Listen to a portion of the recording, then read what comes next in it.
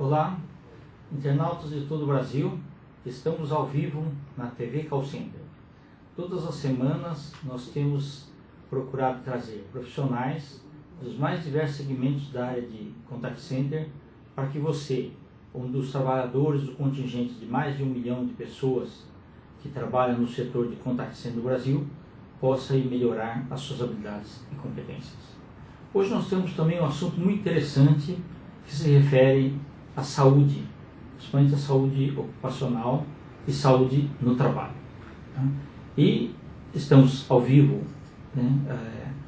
dos estúdios de São Paulo, da Clique TV, e a nossa convidada veio especialmente de Uberlândia, Minas Gerais, para trazer a sua contribuição na parte de mostrar o seu profissionalismo e fazer com que vocês realmente possam agregar muito valor às experiências que vocês têm. Eu tenho o prazer de apresentar para vocês a Carolita Vasconcelos.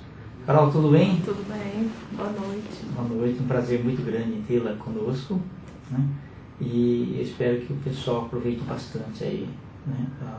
Principalmente tudo que você tem aí a oferecer aí em termos aí de saúde para a gente aí, né? Principalmente na área de prevenção. Tá? Carol, fala um pouquinho sobre você, a sua formação, né? E o que você é profissionalmente. A minha formação é na área de fisioterapia, formei há mais ou menos 10 anos e como especialidade eu tenho na área, a gente vai especializando na área de segurança no trabalho, né? Então eu tenho a parte de fisioterapia do trabalho, várias questões, vários cursos, né, na área de ergonomia, trabalho hoje como consultora em ergonomia. Sou mestre na área de ciências da saúde, onde eu defendi a tese na área de qualidade de vida. Certo. E atualmente estou fazendo doutorado na parte de fisioterapia preventiva, sempre buscando mais conhecimentos, né, mais embasamento teórico e prático para atender de uma forma adequada as questões de saúde do trabalhador, principalmente. Perfeito. Então podemos se qualificar como uma fisioterapeuta do trabalho. Exatamente. É isso? Pessoal, você que está nos assistindo aí ao vivo, então, se tiver alguma dúvida, pode enviar um e-mail para tvcallcenter@cliquetv.com.br. A nossa convidada é a Carolita Vasconcelos, que é fisioterapeuta do trabalho. Tá? Eu acho que vai ser um tema assim, bastante interessante, né? Internautas já estão nos contatando, né? Um beijo para a Riciane Vitória, da cidade de São José dos Campos, né, que está nos assistindo. Tá? Se tiver alguma pergunta, por favor, pode falar conosco aí. Tá? Carol, eu queria que você falasse um pouquinho aí sobre as empresas que você já fez essa parte de gerenciamento ergonômico das empresas, né? E também explicar às pessoas o que é ergonomia, né? Todo mundo fala de ergonomia e adaptação, mas queria que você falasse um pouquinho mais sobre isso. Eu vou falar das empresas, eu vou falar algumas que a gente atua com gerenciamento ergonômico. Hoje a minha empresa é responsável pelo gerenciamento e ergonomia da Monsanto do Brasil, onde a gente faz toda a parte de acompanhamento de queixas, a parte postural, o gerenciamento completo relacionado às questões ergonômicas, né? Essas ações são algumas dentre a gestão completa. Nós atendemos algumas empresas do Grupo Algar, que em Uberlândia, Belo Horizonte e alguns centros, em alguns grandes centros também. O Peixoto, que é um atacadista, nós fizemos também alguns laudos, né, ergonômicos para o Martins, também atua no ramo de atacadista, dentre várias outras, assim, essas são algumas das empresas que a gente atende. Alguns call centers de cobrança, call center de vendas. Então a gente tem um mix aí de empresas em que a ergonomia ela pode ser aplicada para qualquer tipo de atividade. Perfeito. Não só nas empresas, mas em casa, né, em várias áreas da nossa vida. Então, falando especificamente da empresa, as principais assim, que a gente tem atendido no momento são essas. em várias partes do Brasil. Okay. Nós temos equipe que faz esse trabalho de gerenciamento e acompanhamento, e toda a responsabilidade técnica dessa gestão eu que respondo atualmente. Bacana. Pessoal, a Carolita Vasconcelos, né, da Fisiolíder, depois ela vai deixar os contatos, né, para quando, no final aí, para quem tiver mais dúvidas ou quiser entrar em contato para oferecer os serviços da Fisiolíder. Né. Carol, fala para a gente o seguinte, nós temos aí mais de 1 milhão de pessoas aí que trabalham no segmento de contact center. Esse pessoal, a parte de ergonomia já hoje é muito familiar. Mas tem muita gente que começa o primeiro emprego e ele já senta, já começa a trabalhar, mas não dá tempo, ele já entra no the job e ninguém fala para ele o que é realmente a ergonomia, ele escuta falar, mas não sabe a essência.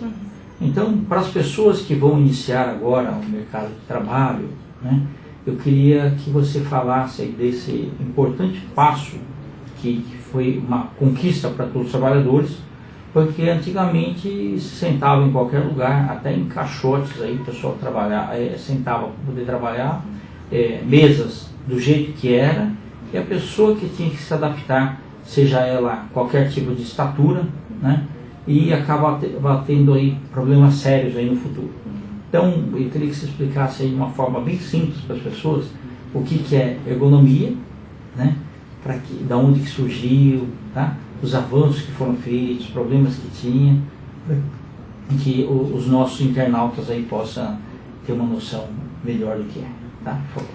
Basicamente, a ergonomia é a adaptação do trabalho ao homem. É um estudo científico que avalia todas as condições de trabalho de forma que elas sejam adaptáveis ao homem, com o objetivo de trazer conforto, eficiência no trabalho e uma condição adequada para que esse trabalhador execute a sua função, né, a sua função laboral de forma adequada, com o objetivo de trazer melhor produtividade, prevenir doenças relacionadas ao tipo de atividade que ele executa. E a ergonomia ela surgiu há bastante tempo, né, assim, já vem ela se tornou mais evidente a partir do processo produtivo, na Revolução Industrial. Começou a ter o aumento da produção, todas aquelas questões relacionadas ao trabalho, e a partir desse momento é que se começou a ter as melhorias, né? Porque foi um período que teve muito produtividade, porém muito adoecimento. E foi nessa época que começou toda essa questão, né, de discussão, que hoje, mesmo tendo um tempo significativo, essas questões começaram a ser mais valorizadas, principalmente da questão de contact center, né, do ramo de atividade, há mais ou menos de 10 anos para cá, que foi um momento que teve um aumento grande, né, no número de call centers, na questão dessa atividade, e que começou a ter uma discussão mais específica. Então, deixa eu só completar uma coisa. O que eu me recordo é que antigamente as fábricas, você tinha aquela linha de montagem. Exatamente.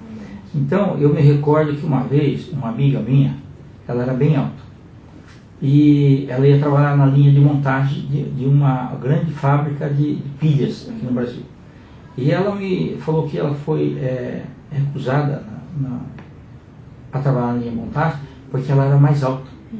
Então a linha de montagem ela tinha um determinado padrão e as pessoas tinham que ser de um determinado tamanho, porque senão ia ficar com problema aí de postura, de coluna e tudo mais, tá? Então eu queria que você explicasse bastante a essência da ergonomia, porque o pessoal ainda que está nos assistindo pode ter um pouco de dificuldade. Eu queria que você entrasse na raiz do problema e falasse do mobiliário, falasse de tudo isso daí, os problemas que realmente tem aí das doenças psicossomáticas em relação ao que você falou do ambiente, mas eles devem estar pensando, mas aonde que está, o que mais coisas tem? Então eu queria que você aprofundasse um pouquinho mais.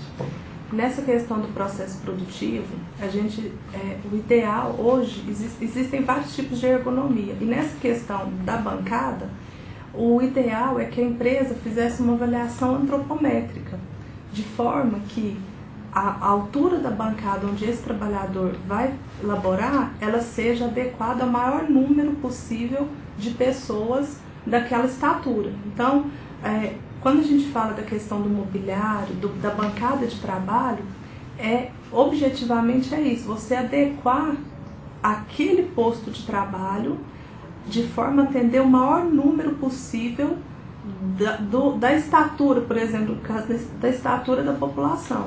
Então, vamos supor, para o call center hoje, a gente tem o anexo 2 da NR17 que prevê o mobiliário ideal para esse tipo de atividade, de forma que a mesa seja ajustável, então, porque eu posso ter os desvios padrões relacionados à estatura.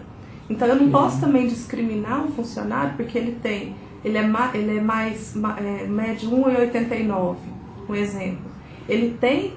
A empresa tem que permitir condições para que essa pessoa que seja mais alta que a população em geral ou mais baixo, ela tenha condições de se adaptar de forma confortável no seu posto de trabalho. E pode ser também pela cadeira também, né? A cadeira também. Então, a cadeira ela deve ter os devidos ajustes. A mesa ela tem as previsões, né, das medidas ideais, mas de forma que ela tenha os ajustes.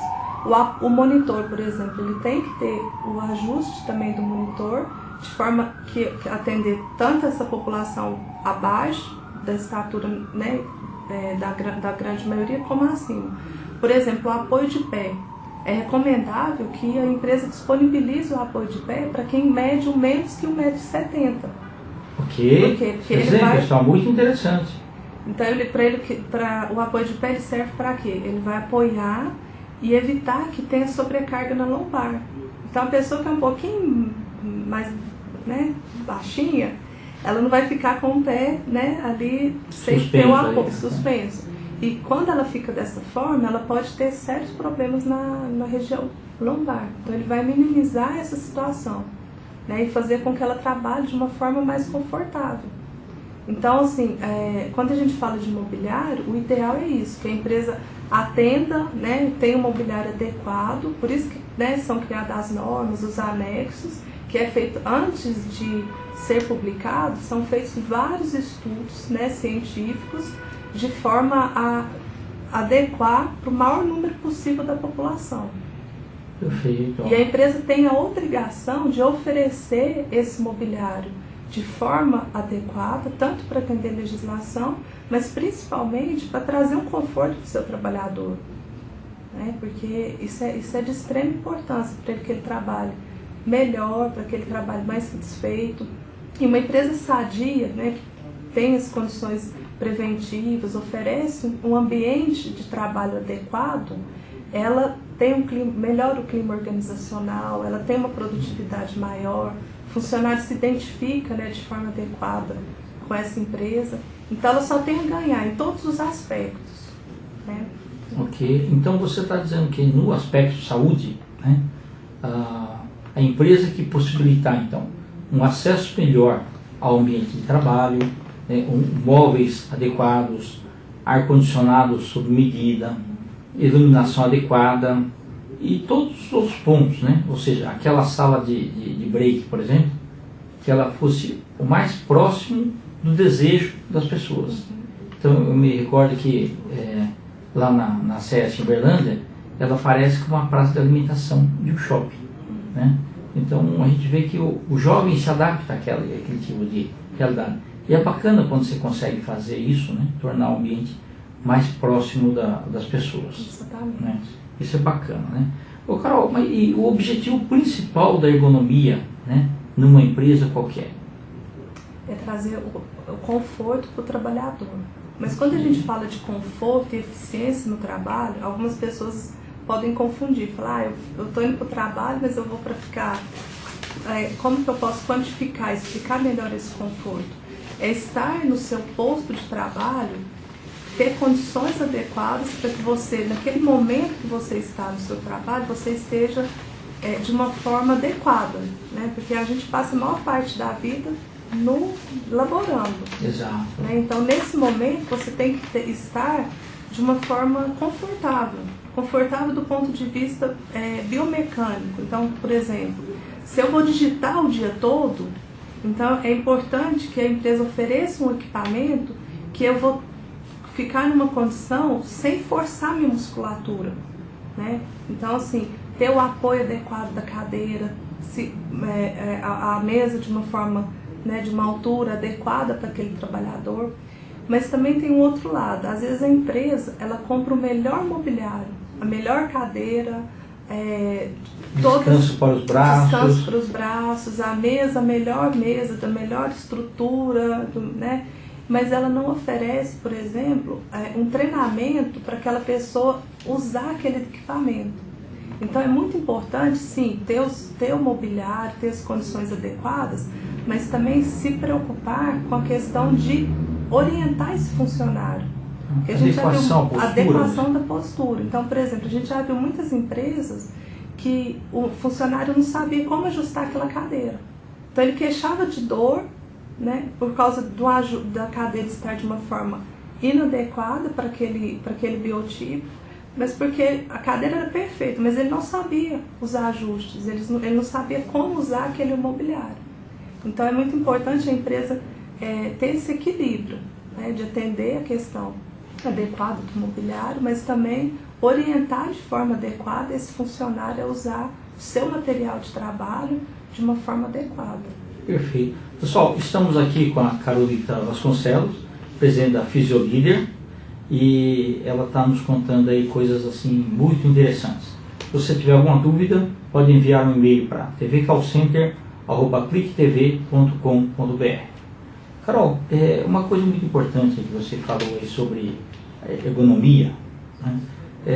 A gente vê que o espaço, né, em que as pessoas trabalham, principalmente num contact center, né, o que você falou é muito importante. Você imagina o seguinte: um call center que tem, por exemplo, uma posição de 12 horas, ou seja, uma pessoa, um profissional trabalha 6 horas, ajusta a cadeira dele, ajusta a mesa, e a outra pessoa que vai sentar depois no lugar no outro período, ela pode ter um biotipo totalmente diferente daquela. Então ele tem que realmente fazer um ajuste. Então o que você estava falando é basicamente isso, né? Que se não for explicado para a pessoa que a hora que ela senta na posição de atendimento, ela tem que fazer o ajuste, aqui você pode ter o melhor, os móveis totalmente preparados, mas ficam inadequados para aquela pessoa na hora do uso. É isso que você quer dizer? Exatamente. E até essa questão de ter o tempo para se ajustar, porque a gente sabe que no contact center tem um momento de fazer o login e, né, tem todos os... ele conecta, aí tem as pausas. Então, até na legislação que prevê essa questão da ergonomia, que é a NR17, ela tem alguns anexos.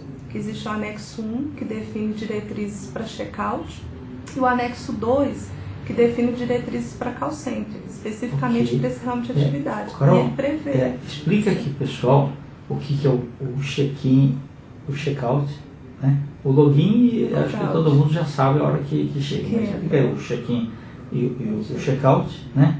E principalmente aí a norma regulatória, né? A NR17, queria que você tecesse alguns dados sobre a norma em si, depois a gente entra nos anexos, pode ser? Combinado. Então, por favor. A NR17 é a norma regulamentadora número 17, que fala de ergonomia do Ministério do Trabalho.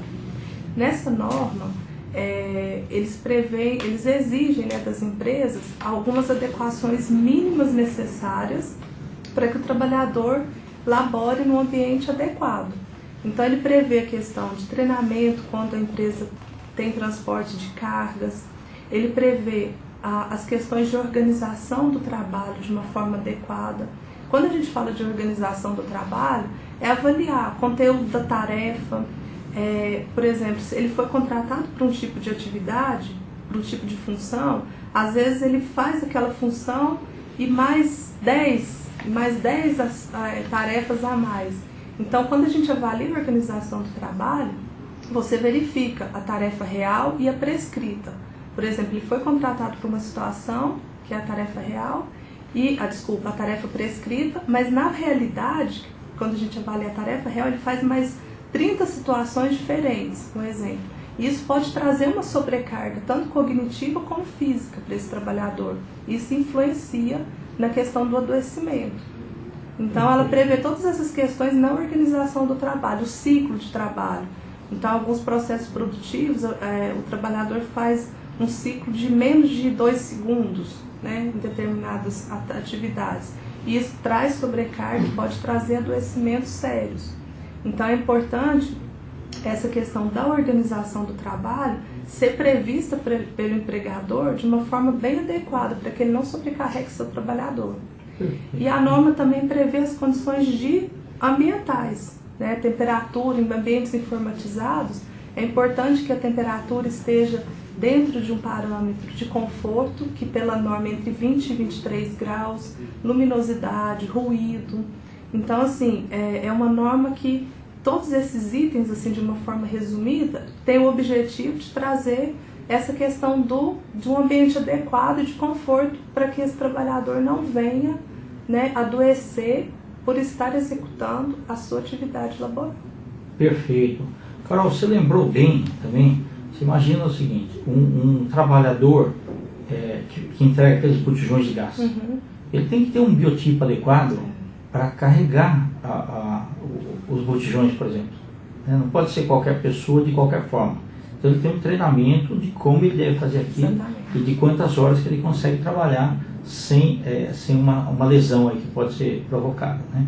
E quando você falou aí sobre a norma reguladora, é muito importante ressaltar o seguinte, pessoal, antigamente tinha empresas, por exemplo, por lei, colocavam então, por exemplo, condições de ar-condicionado, mas não regulavam para escritório, ou seja, normalmente ele era regulado em função dos grandes computadores que a empresa tinha, né, da área de sistemas.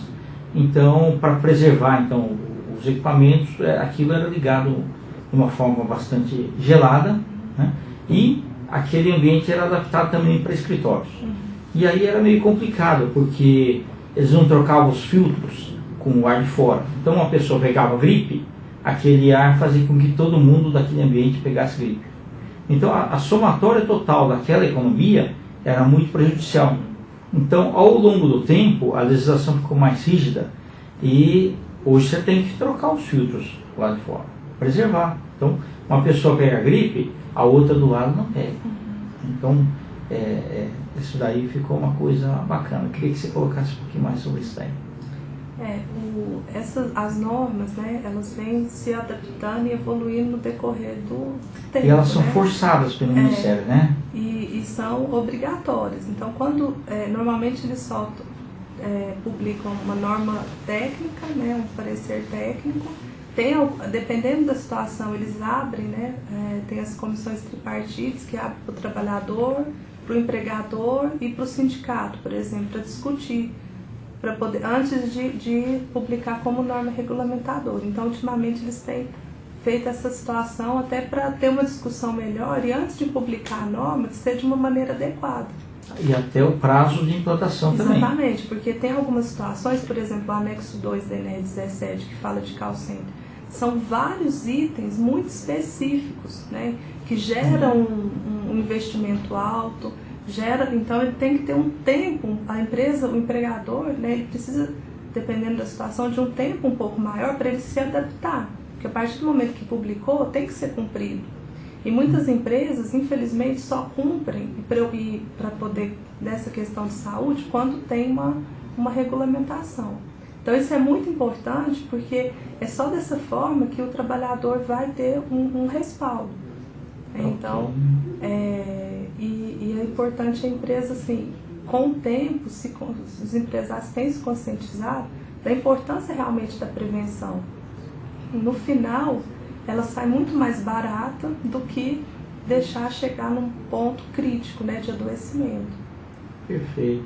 Carol, então você está explicando para a gente que tem normas, anexos específicos para cada tipo de atividade, é isso? Na verdade, dentro da NR17, existem 2 anexos específicos para dois ramos de atividade, porque a NR17 em si, ela traz os parâmetros gerais, os requisitos mínimos, né, que as empresas devem adotar, sobre a questão da ergonomia. E a gente tem, como anexo da INED 17, o anexo 1, que fala de check-out, que são diretrizes específicas para o ramo de supermercados, e o anexo 2, que são as diretrizes específicas para o ramo de contact center. Perfeito. Então, esses dois ramos de atividade já têm, né, seus anexos aí, onde o empregador ele pode ter já o norte aí para poder trazer uma condição melhor para os trabalhadores dessas áreas. Tá bom. Então, como o nosso programa é o TV Call Center, a gente vai se ater mais ao anexo 2 da NR17. Tá? Eu queria que você falasse quando que começou, né? E quanto tempo que as empresas tiveram prazo aí de implementar e se isso já está acontecendo aí, fiscalização e tudo mais. O anexo 2, ele teve um período, a gente foi publicado a norma técnica por meados de entre 2006 e 2007, que foi o momento que teve a discussão com as comissões tripartidas. Porque, e aí no decorrer dessas discussões, os empregadores conseguiram algumas adequações, de uma forma mais, dentro de uma realidade mais concreta de adequação, né? E a partir de 2007 é que começou a valer as diretrizes, né? E as empresas tiveram algum prazo, assim, o Ministério do Trabalho especificamente, normalmente eles fazem dessa forma, dá um prazo para se adequarem para depois começarem a serem feitas as cobranças, né? Então, desde o final de 2009, meados, né, de 2009, é que começou especificamente a cobrança formalizada das adequações. Então, como são vários itens muito específicos, é importante o empregador atentar realmente para essa questão. Por exemplo, a parte de mobiliário. A mesa ela tem que ser ajustável, né? A cadeira tem todas aquelas especificações que a gente comentou anteriormente. As pausas, porque antes a maioria de contact center tinha as pausas de 50/10. E foi uma discussão muito assim... Explica um pouquinho o que é 50/10. A cada 50 minutos que o operador trabalhava, ele tinha 10 minutos de pausa. Então, por exemplo, um teleatendente que trabalha 6 horas, durante essas 6 horas, a cada 50 minutos, eles tinham que fazer o logout e descansar 10 minutos. Porém, teve uma discussão muito grande porque essa pausa de 50/10 ela é válida para quem é digitador. Então, por exemplo, se eu faço mais de 8.000 toques por hora, aí sim justifica essa pausa. E normalmente na parte de contact center, ele não fica digitando o tempo todo, porque ele atende o cliente, ele fala, ele explica, né? Então, assim, no final não gera essa quantidade de toques. E aí foi definido que no período de 6 horas, esse operador ele tem 3 pausas, uma de 20 minutos e 2 de 10. E essas 2 pausas de 10, ela não pode ser tirada antes da primeira hora de trabalho e nem após a última hora antes dele deslogar, né, de fazer o logout. Então, assim, e essas pausas, elas são obrigatórias, né? Ele tem que ser, se por exemplo o call center chegar a ter uma fiscalização, o auditor fiscal ele pode pedir um relatório de forma que comprove que ele tirou essas pausas de forma adequada, conforme está escrito no anexo. Perfeito. Né? Tudo isso para cuidar realmente da questão da saúde mesmo do trabalhador. E esse momento, essas 2 pausas de 10, é especificamente para ele descansar a musculatura, vamos falar dessa forma. Perfeito. Pessoal, nós estamos aqui com a Carolita Vasconcelos, né, da Fisiolíder, da cidade de Uberlândia, mas ela faz projetos para o Brasil todo, e eu queria aproveitar esses instantes finais para você deixar os seus contatos, o e-mail, o site da empresa, né, e um telefone, fique à vontade aí. Nosso site é www.fisiolider.com.br No site tem todas as informações de forma resumida dos serviços que a Fisiolíder presta em todo o Brasil. Os telefones para contato é o 011 8488 4451 em São Paulo, 34 9197 6817 e o 34 3217 3992. Ok. Pessoal, então agradeço aí a vocês estarem assistindo aí os nossos programas, né? Convido a todos para continuarem nos assistindo, porque é um programa que para todo o setor da área de contact center, e o que é bacana, nós estamos também sendo atendidos por pessoas de outras áreas, mas que esses conhecimentos acabam agregando. Então, o pessoal de Angola, Moçambique, os brasileiros que estão trabalhando no Japão, né, estão também nos assistindo aí em determinados momentos aí, tá? Agradeço aí muito a participação de todos, né? Agradeço aí a Carolita Vasconcelos aí pelos grandes ensinamentos que nos trouxe, né? E continue conosco, tá? Que estaremos sempre no programa TV Call Center mostrando aí as grandes novidades do setor. Um grande abraço e até mais.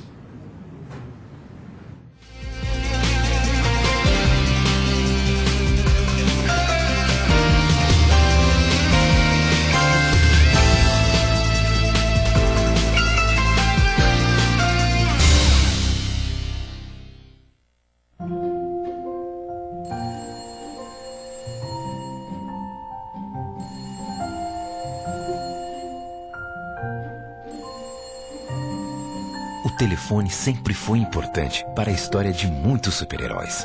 Para a história dele também. Contribua com a ACD.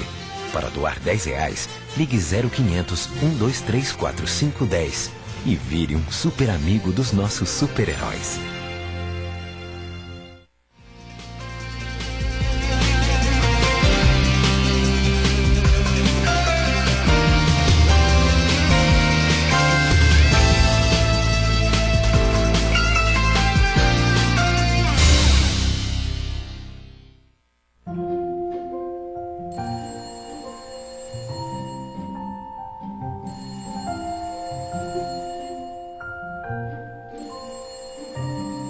O telefone sempre foi importante para a história de muitos super-heróis.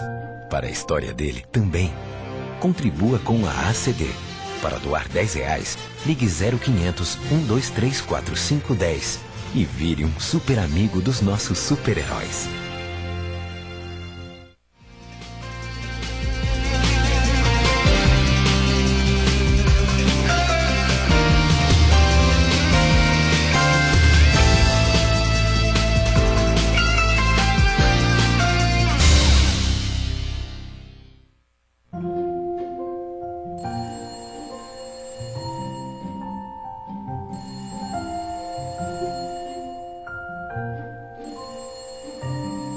O telefone sempre foi importante para a história de muitos super-heróis. Para a história dele também. Contribua com a ACD. Para doar R$10, ligue 0500 123 4510 e vire um super amigo dos nossos super-heróis.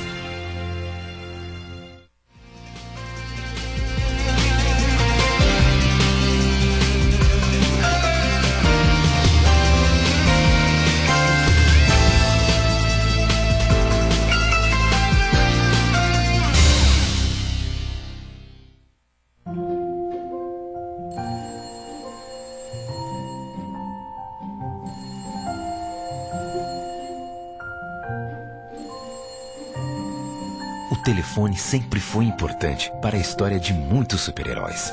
Para a história dele também. Contribua com a ACD. Para doar R$10, ligue 0500 123 4510 e vire um super amigo dos nossos super-heróis.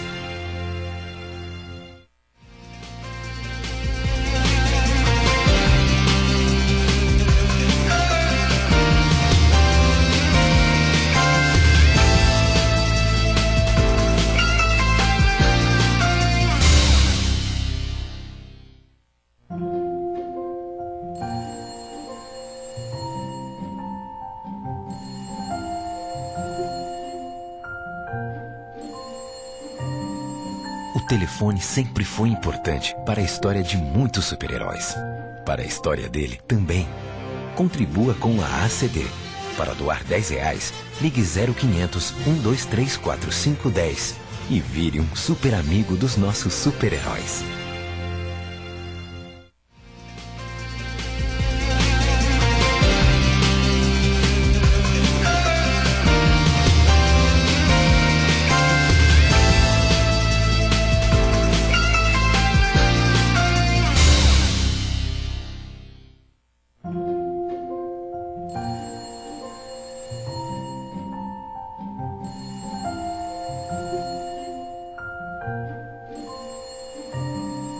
O telefone sempre foi importante para a história de muitos super-heróis.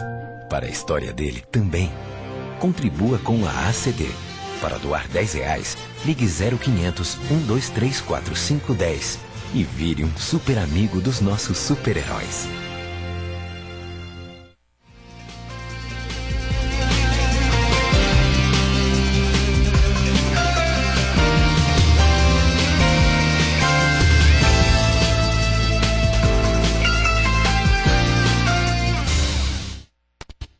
Olá, internautas de todo o Brasil. Estamos de volta ao programa TV Call Center, ao vivo, da Clique TV, da Avenida Paulista 1159, conjunto 815. Como todos os programas, nós temos procurado trazer grandes profissionais para que a gente ajude a melhorar as habilidades e competências de todo o pessoal aí da área de Contact Center, esse contingente de mais de 1 milhão de pessoas que trabalham aí no Brasil. Mais um abraço ao pessoal de Angola, Moçambique, pessoal, os brasileiros que estão trabalhando no Japão também, que estão sempre nos prestigiando aí. Profissional aí de Contact Center, quiser participar, estamos ao vivo, pode mandar um e-mail para tvcallcenter@cliquetv.com.br. Pessoal, hoje nós temos aí uma grata surpresa, né? Já desde o início do programa, em outubro do ano passado, nós tínhamos a pretensão de trazer aí o César Mori, que é o responsável aí pela gerenciadora do Probari, né? O Probari já é uma grande realidade e ele vai então nos agraciar com as perguntas aí. César, boa noite. Boa noite, Kendi. Um prazer aqui que você esteja aí no nosso programa. Então, bom, eu acho que nós do Probari aqui precisamos agradecer essa oportunidade de estar mais uma vez divulgando os objetivos e os resultados do Probari. Perfeito. Obrigado mais uma vez. Tá ótimo. César Mori, fala pra gente aí o que é o Probari. O Probari, pela sigla, é o Programa Brasileiro de Autorregulamentação do Setor de Relacionamento. O setor de relacionamento é uma denominação que envolve o Contact Center, Call Center, Telemarketing, saque, Helpdesk. Então foi denominado setor de relacionamento.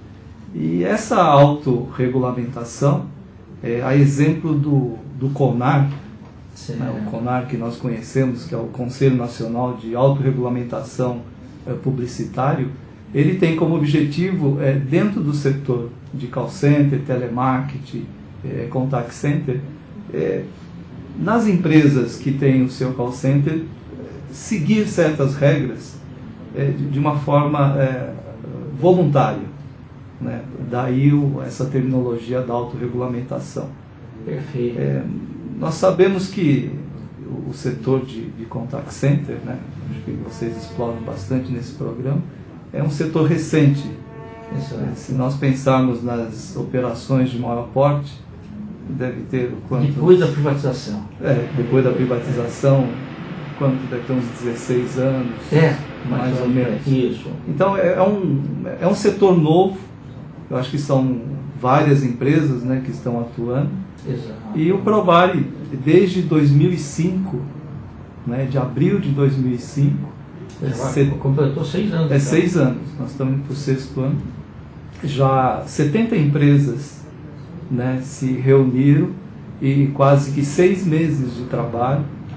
Né? Tá, isso que eu queria perguntar para você. Como é que nasceu, né, e de que forma que ele foi se consolidando, por favor?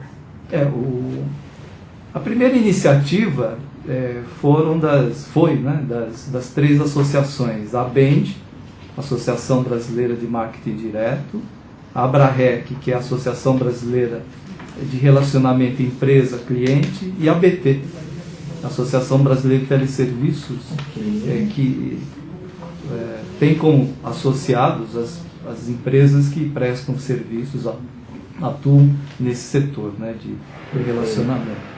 E a Alexandra Pericinoto, né, coordenou um trabalho junto com esses representantes das empresas e elaboraram, no primeiro momento, o Código de Ética, né, para o setor de relacionamento, específico do setor de relacionamento. Em seguida, elaboraram um conjunto de requisitos que caracterizam um sistema de gestão. Que seriam as normas de maturidade, assim? E que dá a oportunidade, né, que a partir de uma autoavaliação ou uma avaliação externa, estabelecer o perfil de maturidade. Né? Então, nós temos um conjunto de requisitos que, na medida em que ele é atendido, né, ele determina esse grau de maturidade.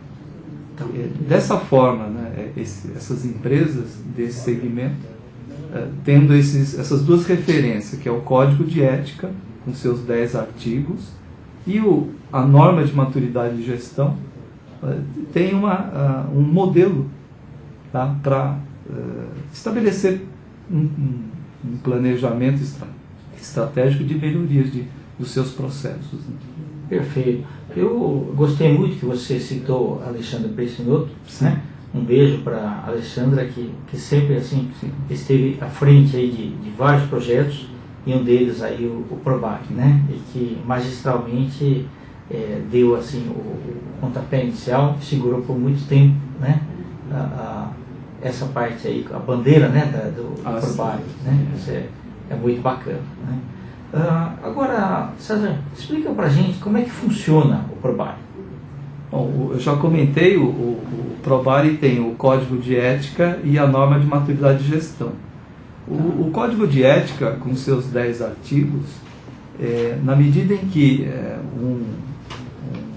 uma empresa, com seu call center, a sua operação de telemarketing, por exemplo, ela evidenciar de que cumpre, né, integralmente esses 10 artigos, ela tem o direito de solicitar, não é, o selo de ética.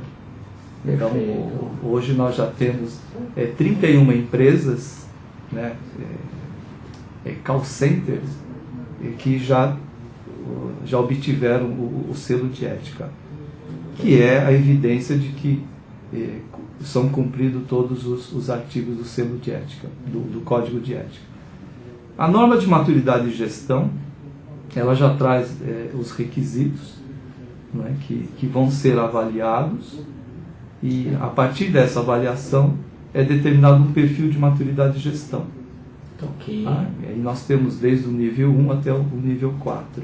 Beleza. Nos aspectos de estratégia, processos, pessoas e tecnologia. Perfeito. E um terceiro elemento que complementa o Código de Ética, a norma de maturidade de gestão, é a ouvidoria do PROBARI. Perfeito. A ouvidoria do PROBARI é um consumidor que, de alguma forma, se sentir lesado ou perceber que um determinado artigo do Código de Ética não está sendo cumprido por uma central de atendimento, ele pode entrar no site do PROBARI, www.probari.org.br, e registrar a sua reclamação. Ok. A ouvidoria do PROBARI vai analisar a procedência ou não dessa reclamação e vai encaminhar para a empresa, para a central de atendimento que foi citada. E em seguida ele acompanha a solução do problema. Bacana. Então a ouvidoria ele complementa tanto o selo de ética quanto o perfil de maturidade de gestão. Perfeito. Ô César, nós temos aqui uma pergunta do Junior Grubb, nosso amigo, que é também da callcenter.com.br e da revista Cliente SA. Tá? Que tipo de vantagem competitiva a adesão ao Probari e a certificação conseguida pelo programa pode trazer para a empresa? Bom, eu acho que são várias, né?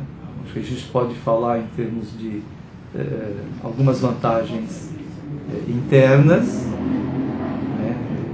Em termos de melhoria de processo, em termos de aspectos motivacionais, né? Junto à equipe dos representantes, dos operadores. Eu, na minha opinião, trabalhar numa empresa, trabalhar numa operação que cumpre com os artigos do Código de Ética gera uma motivação. Sem dúvida. Contrariamente, numa operação que, por exemplo, não cumpre com algumas características, né? Posso comentar o do horário. Perfeito. Né? Naquelas operações ativas, nós temos no nosso artigo o 9º, né? no Código de Ética, que estabelece durante a semana o horário em que, né, o consumidor ele pode ser acessado. Né? Então, eu acho que internamente traz essa vantagem. Externamente, hoje nós já temos, né, nesse período de 6 anos do Probari, os compradores, as empresas que compram serviços de call center, têm utilizado o selo de ética e o perfil de maturidade de gestão como um requisito no momento da contratação. Bacana. É como se fosse seguir as melhores práticas, então, na verdade. A partir da demonstração de que boas práticas existem na empresa, o comprador, o tomador de serviço, ele tem tomado a sua decisão pela escolha do fornecedor. E não podemos deixar também de comentar que a própria divulgação. Né? Sim. Quer dizer, o Probari, a partir do momento que a empresa obtém o selo de ética ou o perfil de maturidade de gestão, ela pode divulgar em campanhas, né? em matérias, por exemplo, numa revista ou no próprio site. Né? Que é uma demonstração para o público de que os artigos do Código são cumpridos. Certo. Então, acho que essas são algumas vantagens. Bacana. Então, na verdade, é o seguinte, você falou aí do significado, né, das empresas em ostentar o selo de ética do Probari. Né? A sensação que eles têm aí é muito boa. Nós da gerenciadora do Probari acompanhamos, né, desde o momento que a empresa faz a sua adesão, né, ao programa, até o momento em que ele recebe a concessão do selo de ética, até um certo nervosismo, né, no momento de receber o selo de ética, e em seguida, né, a concessão do selo de ética, normalmente as empresas fazem a sua comemoração interna. Isso é bacana. Né? Então isso daí é um reconhecimento do envolvimento, né, de toda a operação, além dos próprios gestores e dos dirigentes dessa empresa. Perfeito. Então o acompanhamento é interessante lá de ver todo esse ciclo. Né? É importante também, acho que citar, em todo esse processo de certificação do selo de ética, existe o organismo de auditoria. Né? Atualmente nós temos 5 organismos de auditorias homologados pelo Probari, né, que prestam esse serviço para fazer a auditoria, que são esses auditores que verificam o cumprimento tanto, né, dos artigos do Código de Ética ou dos requisitos da norma de maturidade de gestão. A partir do resultado dessa auditoria, que o Comitê Executivo do Probari faz a avaliação final e faz a concessão do selo de ética ou do perfil de maturidade. Entendi. Ô César, não sei se você pode falar esse dado, mas eu queria saber o seguinte: quantas empresas aderiram ao termo de adesão do Probari? Então, desde o início, o nosso lançamento do Probari foi em outubro de 2005. Ok. Então, desde outubro de 2005, nós já temos 181 organizações que aderiram ao Probari. Bacana. Dessas 181, já algumas empresas já estão no 3º até no 4º ciclo. Não é? Houve uma evolução, então, na realidade. Sim, nós estamos tendo um crescimento ano a ano. A certificação do selo de ética e do perfil de maturidade de gestão tem a validade de 1 ano. Então, após 1 ano... Não é para sempre. Não é para sempre. Significa que ele tem que melhorar sempre. Até eu já ouvi comentários de que, por exemplo, obter o selo de ética não é tão difícil, né? A dificuldade é mantê-lo. Né? Então, a cada o período de 1 ano, a empresa tem que tomar a decisão de solicitar uma nova adesão, fazer uma nova auditoria, aí obter o selo de ética para um novo período de 1 ano. Então, no total, nós já estamos com 101 adesões dentro do Probari. Tá muito interessante. Então, as que já alcançaram o selo de ética, também você já comentou, é bacana, sim, né? Eu acho que aqui para todos, né, no nosso site, o www.probari.org.br, nós temos a relação das empresas certificadas, tanto no selo de ética quanto no perfil de maturidade de gestão. Perfeito. Então, quem tiver a curiosidade de acompanhar quem são essas empresas, no site tem essa possibilidade. Ok. Pessoal, nós estamos entrevistando o César Mori, né, que é responsável pela gerência do Probari, né, ele está nos explicando aí o quão importante é quando o engajamento das pessoas, né, para conseguir então um selo de ética, o selo de as normas de maturidade, né, o quanto isso tem um grande benefício, não só percebido internamente, mas também percebido pelos seus clientes e percebido também pelos tomadores, ou o pessoal de outras áreas e fornecedores também. Isso é uma coisa bastante importante. Se vocês tiverem alguma dúvida, quiserem perguntar, pode mandar um e-mail para tvcallcenter@clicktv.com.br. Estamos ao vivo então com o César Mori. César, tem mais uma pergunta aí, tá? Queria que você explicasse o perfil de maturidade de gestão. O perfil de maturidade de gestão, eu já comentei, ele é baseado nos requisitos da norma de maturidade de gestão.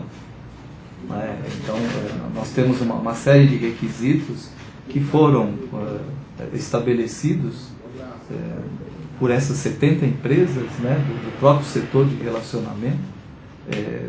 Portanto, é uma característica bem específica, né, do setor. E ele é um modelo de um sistema de gestão.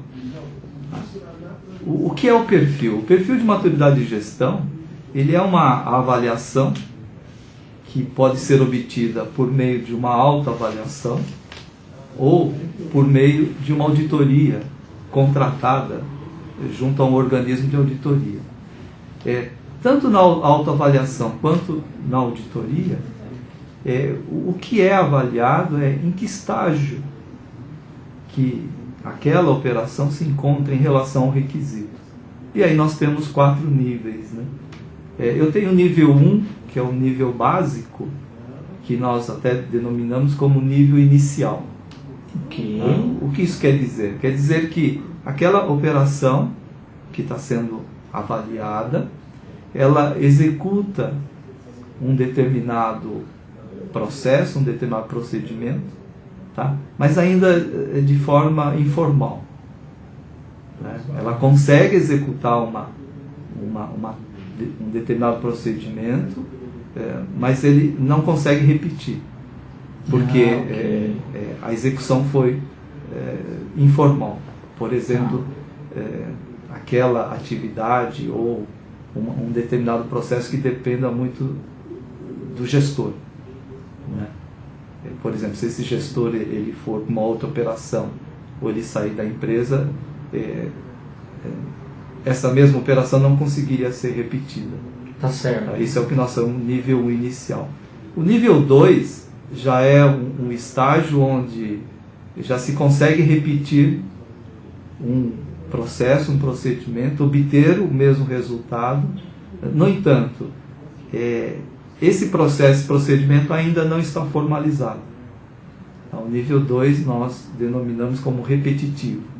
Ok. Já o nível 3, que é denominado gerenciado, eu já tenho as repetições desses processos, Procedimentos. desses procedimentos e resultados.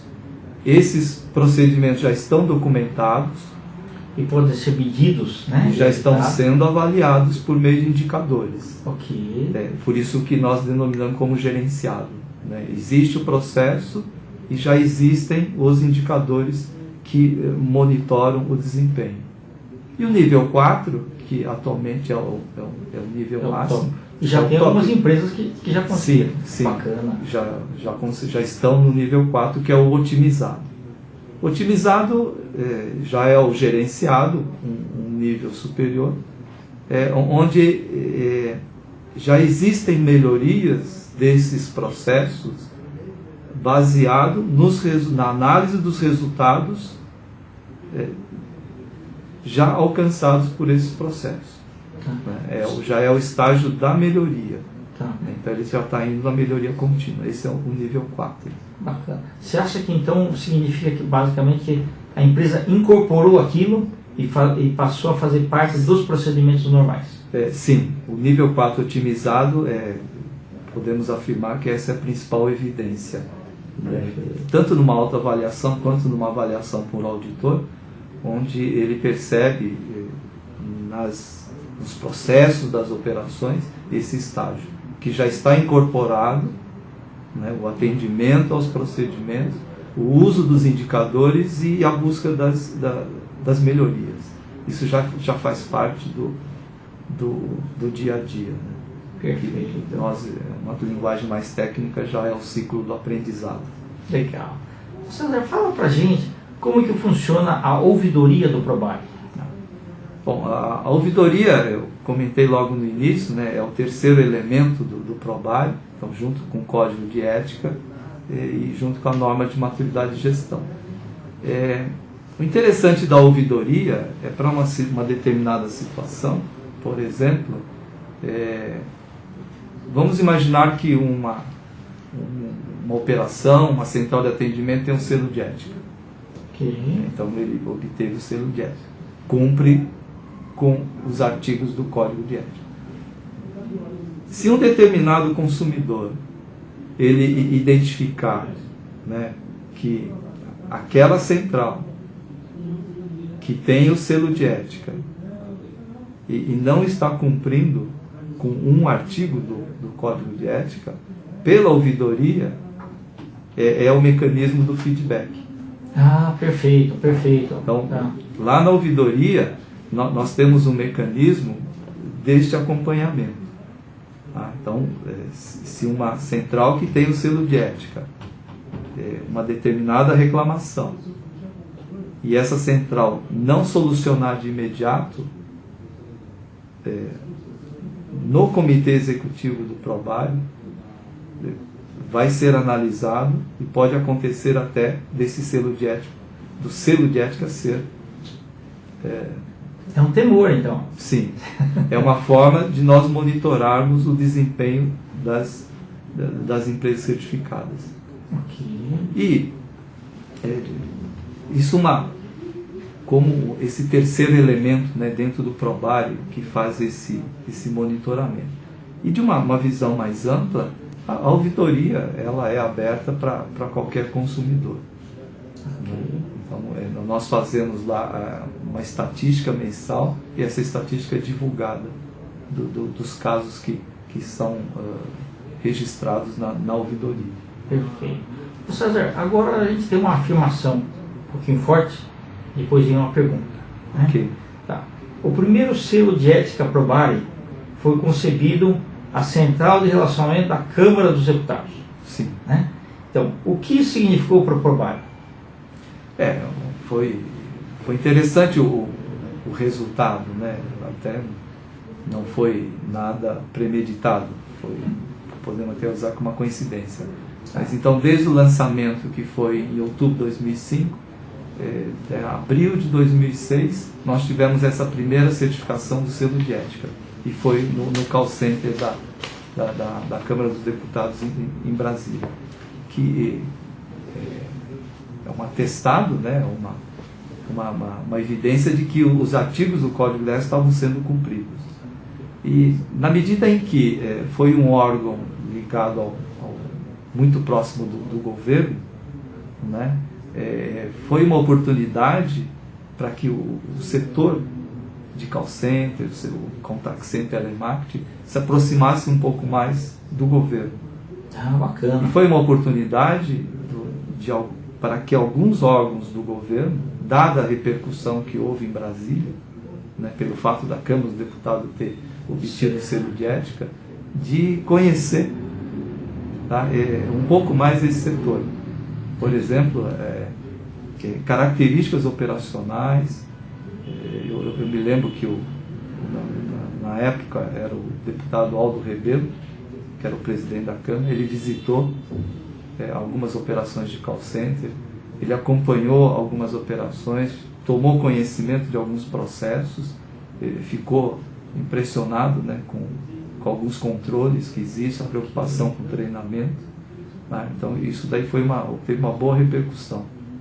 Foi um fato, foi uma coincidência interessante para todo o processo do Probari. Bacana.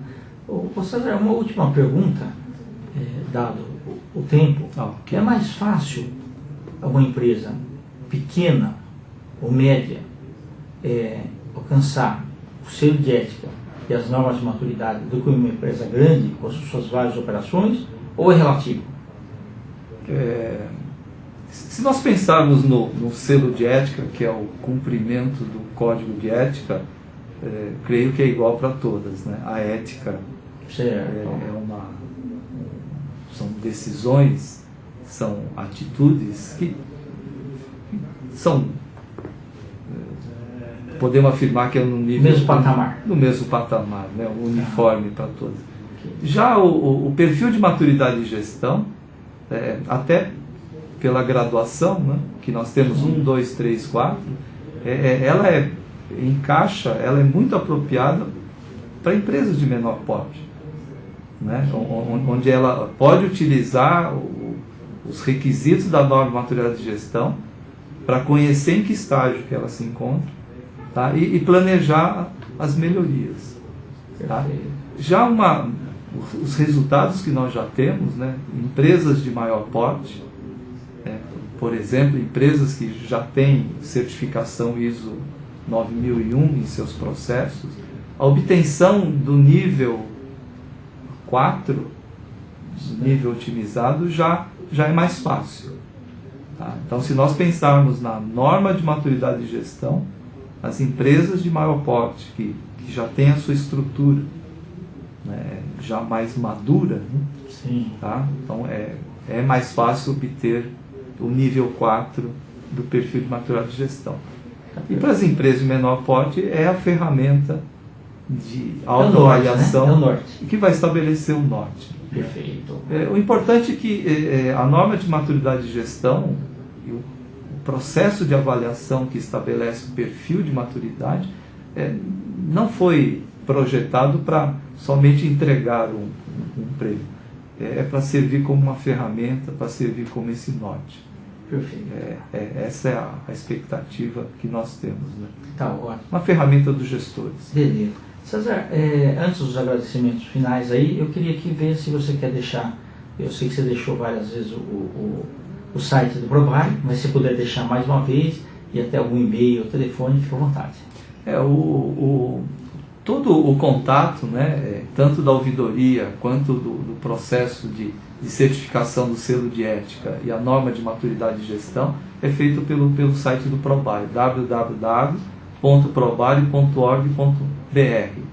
Né, ali, quem acessar vai ter toda a documentação, as normas, a norma está disponível, o próprio código de ética pode ser baixado, né, lá direto no site. Esse é o nosso contato. E com a gerenciadora, no caso, né, o meu telefone e o meu endereço de e-mail, ele também ele se encontra no site. Então, o canal de comunicação principal com o Probari é o site. Perfeito. César, muito obrigado aí, tá, pela sua contribuição ao programa TV Call Center da Clique TV Conteúdo UOL. Tá? Eu tenho certeza que muitas pessoas vão se beneficiar por esses conhecimentos que você acabou trazendo aí para nós. Tá? Pessoal, muito obrigado aí por terem nos assistido. Tá?